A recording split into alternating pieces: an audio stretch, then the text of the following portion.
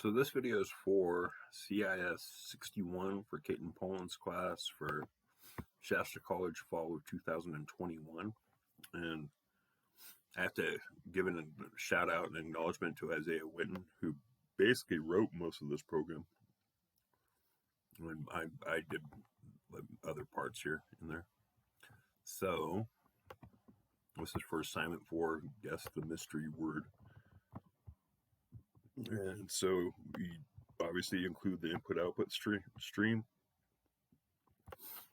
So I included the string because there's string variables and there's character variables, so we need the string library. Input-output manipulation, the seed time, because we use a seeded time variable, or unseeded time for seed time, and the C standard library. So we want to prototype and declare our functions for get word and print correct letters. I'll go back here and check this really quick. So we've got our string. This is our first prototype function, declaration to get word here. And this, we're just putting our information in there.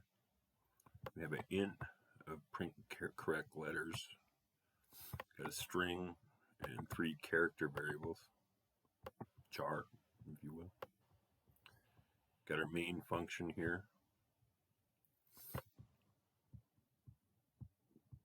2 other functions that it calls to, which we just declared up there in our prototypes.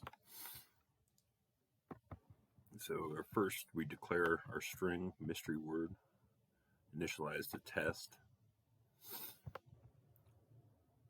You could just initialize it to quote if you wanted to, and that would be an empty string.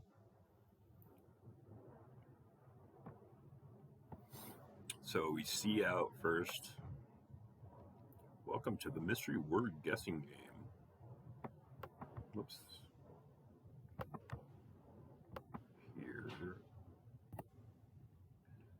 Here's how to play inline. So that goes to the next line. And on the next line, we see out again. You'll guess 3 letters. Any letters you choose that are in the mystery word will appear in line. Then we go to the next line, we see out. You will then have 2 chances to guess the word. Are you ready? And then I put 2 inlines here to space it out twice. And then we do the call to the mystery word, the get word function here. This is where we assign what we get from the mystery word, from the get word function into the mystery word here. So we declare our 3 character variables. Let 1 for the letter 1, let 2, and let 3 for letter 3. When see out, please enter letter number 1. Do a next line here. We get the letter number 1 here. See out, please enter letter number 2 here. We go to the next line. Get the input from the user, letter 2. And then see out, please enter letter number 3. And we get the user input for the 3rd letter. Then we do the call to the function of the print letters. So we do this mystery word, letter 1, letter 2, and letter 3 for the mystery. And this is where we're doing the function call right here to print correct letters. So we just do a print line here, a see out, the inline, a print line, and ask the user for the first guess. What's your first guess for the word? Do an inline again to add a line, a print line. Go to the next line. Initialize the string variable for the guess here. So string guess, you could initialize it to a quote if you wanted to, but this is just a declaration of what it is. So get the user input for their guess for whatever word they guess in there. So if the guess is equal to the mystery word, and we get this in the function, I'll show that to you in a minute. So yeah, if they get it on the first time, you guessed it, great job. Then we add 2 lines because that's the end of the program right there. So that space is 2 lines at the end of the program. That's what EOP stands for, in the program. Else, if they didn't guess it correctly, that wasn't it. Added 2 lines for spacing. Ask them for the second guess. See out again. What is your second guess? Second and final guess. Added 2 lines for spacing. That's 2 inlines there. And you get the user input for their guess, the second guess. We do another if statement. If their guess is correct, so if the mystery word is equal, it's 2 equal signs, equals their guess, and we see out, you guessed it, great job, that was close, though. And you added 2 more inlines for this would be the end of the program. So added 2 lines at the end of the program. Whoops.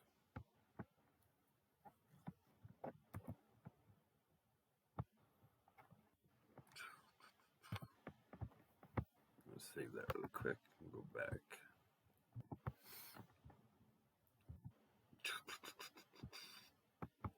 You guessed it, great job, that was close.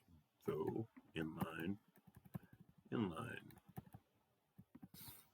Added 2 lines at end of program. Else, if they were wrong, nice try, but that you didn't get it. Better luck next time, inline. So that just adds a line. And we see how the mystery word was, and then we put what the mystery word was right here. And that would be the end of the program, so we have to add 2 lines again. Inline. Added 2 lines to the end of the program. So that's the end of the main here. That's returns 0. Exit program, end program, and exit gracefully. That's what the return 0 is. So then our functions that we declared up top here, get word, and we called it in our main, which we called right here, to put it into this variable right here. So the actual functions now, get word is string get word. Declare and fill the array with 10 strings. So we got your string, we got our mystery words, we've got 10 of them here, right? So these are the words. Make sure you put them in curly brackets and put them in quotations and put a comma between them after you put the second pair of quotation marks. That's the second element in your array, separated by a comma. So your third element in your array, separated by a comma. Fourth element in the array, separated by the comma. Fifth element in the array, separated by a comma. And this still goes on because it hasn't gotten to the last of the curly brackets yet. So you can go to the next line and just put them underneath. Separate every single one with a comma. Make sure they're all in quotation marks. Separated by the comma. Quotation marks, word, quotation mark, comma. Quotation mark, word, quotation mark, comma. And finally the last element, which is your 10th element, quotation mark, word. This you don't need a comma because that's the last element in the array. But you do need the curly brackets and the semicolon. So that initializes your array and declares an initialize and fills the array in. So we got an integer variable, word num here. So there's nothing in that. You could initialize it to 0 if you wanted to, but you don't really need to. You just declare it here. So you seed your random number generator here, your random number generator function with seed time here. Start your count at 0. Your seeded random number, we use the unsigned int seed. That's your unsigned variable right there. Then our word num variable, which is here, is where we're initializing it to our random number. So it's 1 plus your random numbers function modulus to 10 numbers. So it's 0 to 10, which is these numbers for this array. So then you initialize your string variable for mystery word. Notice how mystery word is different than mystery words. These are two separate variables. However, this one holds the value of what is in here. So you can see that here. So mystery word here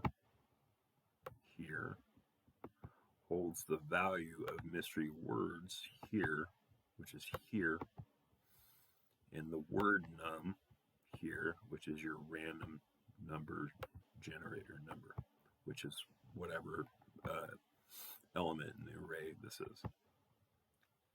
So then you return your mystery word from here after you put it from mystery words here, which is up here, which is one of these, over here, which is here, which is determined by this variable. So that's the first function, and then you return the mystery word here. So then you do your print correct letters. This is your other function. Whoops.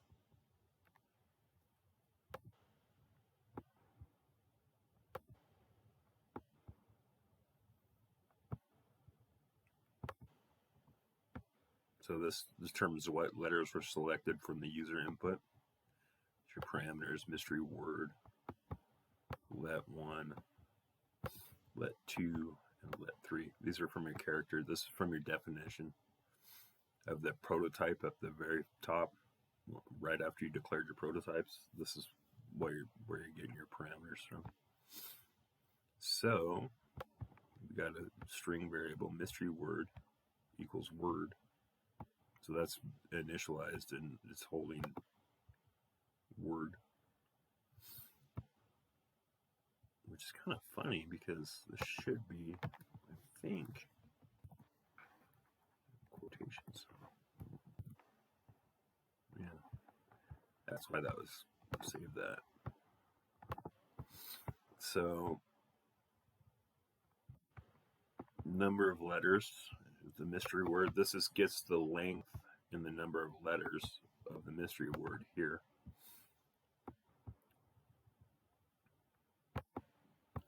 Got your counter variable. And this is just used for the counter. The character variable for letters.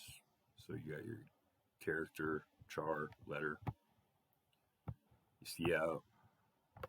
Here are the letters you got right from the user input here. Next line. Then you do a loop that repeats for every letter in the mystery word.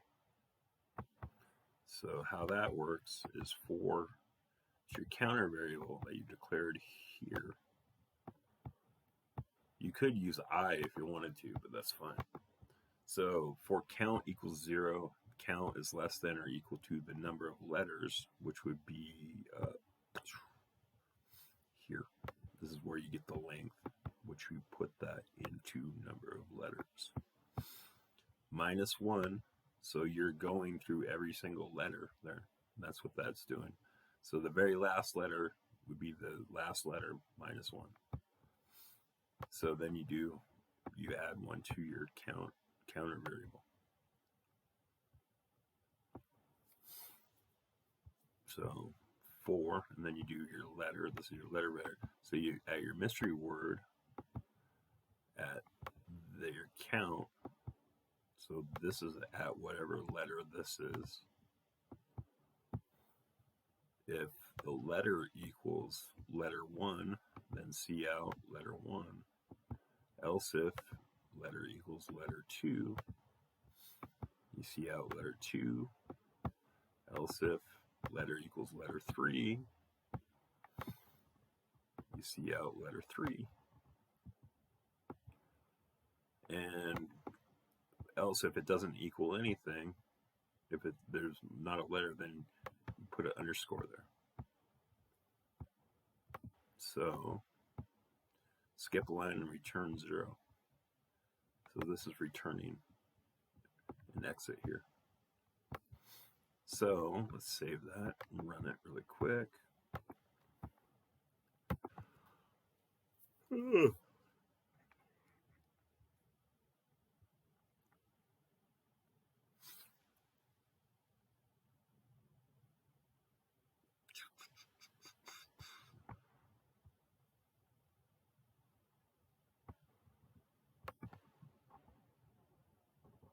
So this is when you just guess. So let's guess if it's a unicorn.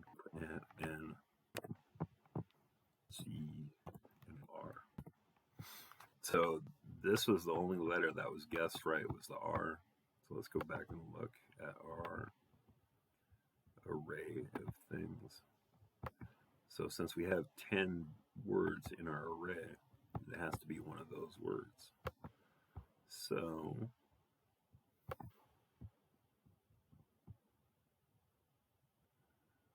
oh, it's got to be wary.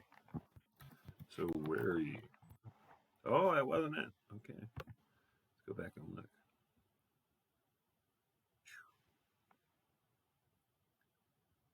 Ooh. Oh, I think it was zebra. Ah, nice try, but you didn't get it. Oh, it was include. Wow. So you see how it adds the 2 lines at the end here? So let's run that one more time.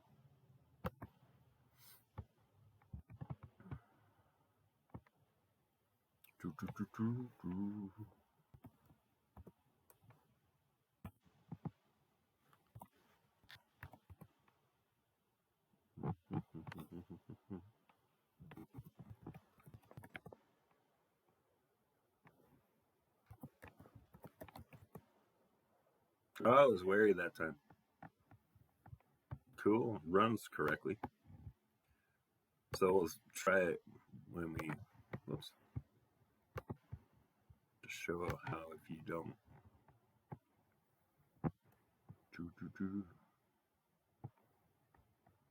No, I'm not ready.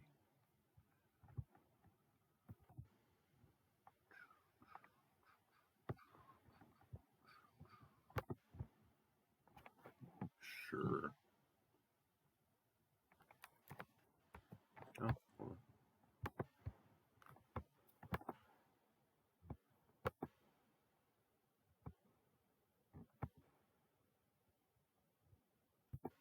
You know what? Maybe it was better if I didn't initialize that one word to word.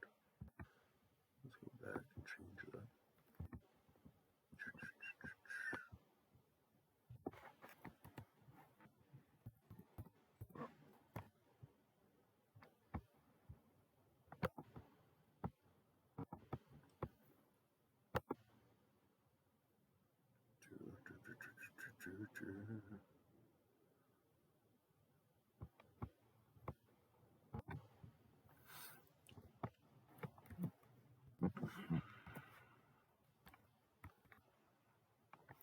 So the second letter would be that. So that would be, let's go back and look, see if we can find that.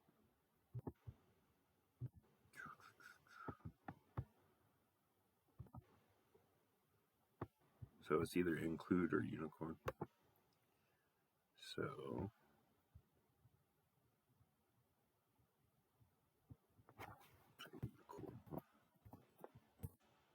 oh,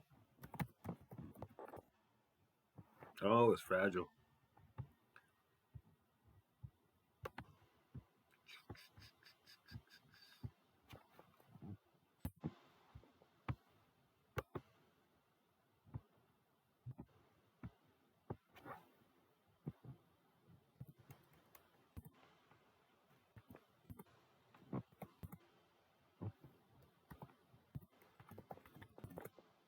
Cool, works right. So that's programming assignment 4 for guess the mystery word for CIS61 for Shasta College for Kate and Polen's class for fall of 2021. So thanks Isaiah Witten for all the help with the program. He really owes, deserves most of the credit for this. And thanks everyone else that's in the class that's using the video to help them do their programming assignment. Anyway, like always, you can email me or you can leave a message in the comments. I'll check them. So if you have any questions, give me an email. All right, I'll talk to you guys later. Bye.